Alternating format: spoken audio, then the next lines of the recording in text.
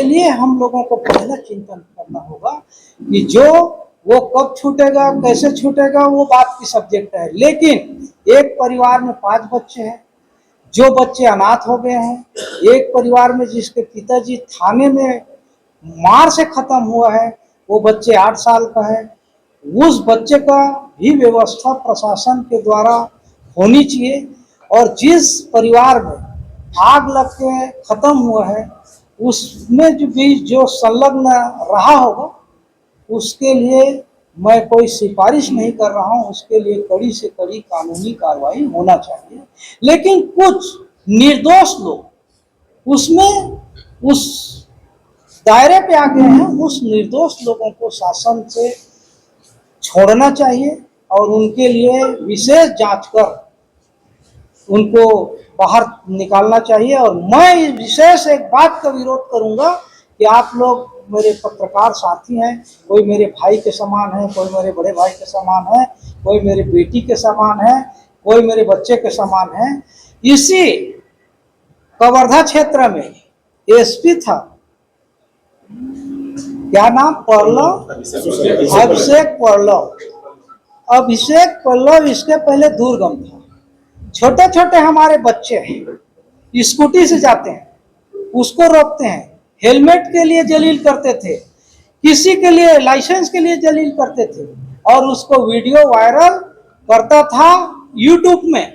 आज वही एसपी इसी जिले में था, तो इतना बड़े घटना को करना था? यदि उनको इतना ही शौक है कानून से हट के कुछ काम करने का, तो अभी करना था। और वो कानून से हट के काम किया है तो वो सिर्फ उस गांव वालों को मरवाएं।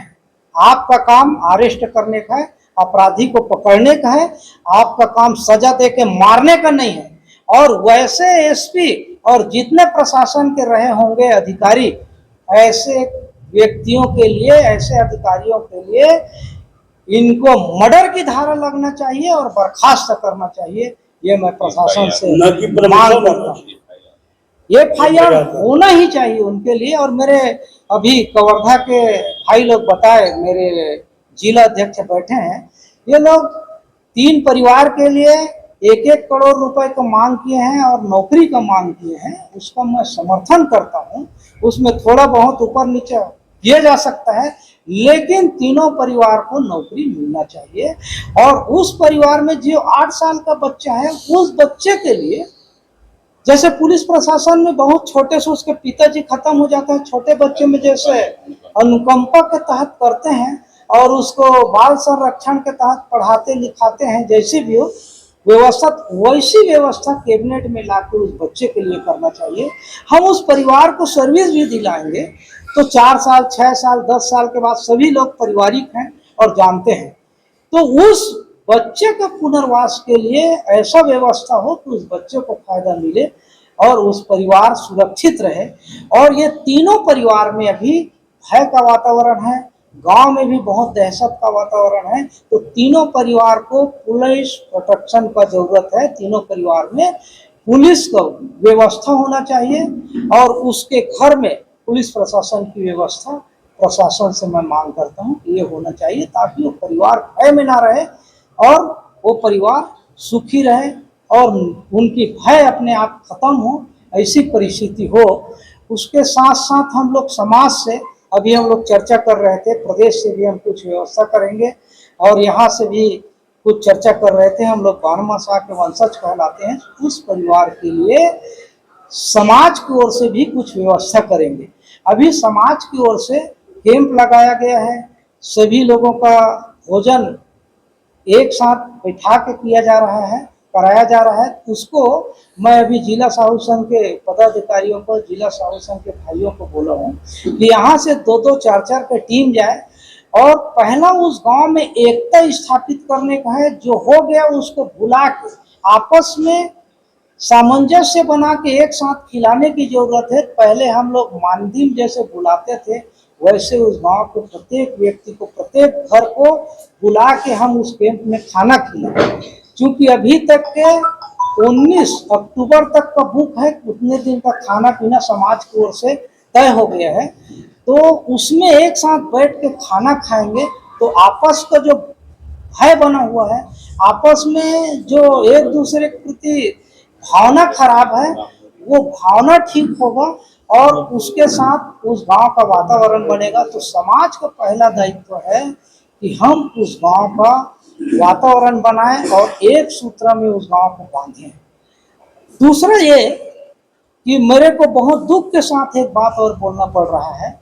अभी वो जो गांव कचरू नाम के आदमी जो खत्म हुआ है, मैंने देखा नहीं है, ना उसका फोटो देखा है, लेकिन मैं उसी को एक फोटो जरूर देखा हूँ कि वो फांसी पे लटके हैं।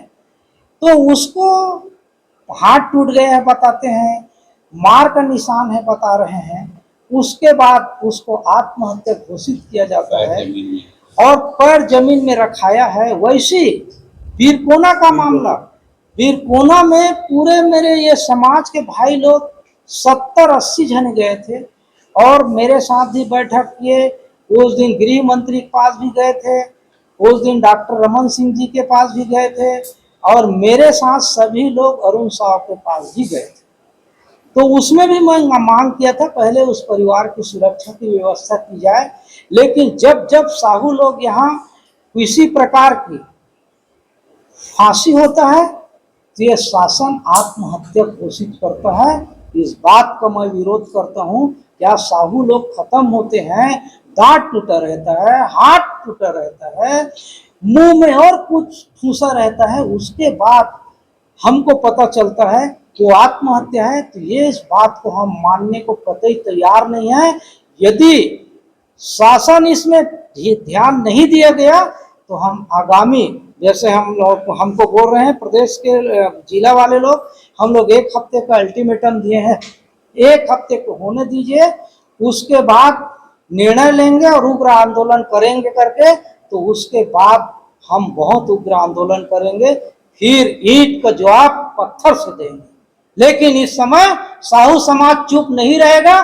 बार बार यहाँ घटना घट रही है और ये गृह मंत्री जी का क्षेत्र है। मैं गृह मंत्री जी से भी आग्रह करता हूँ कि ऐसे मामले पे संवेदनशील हों, मानवता को जीवित रखें।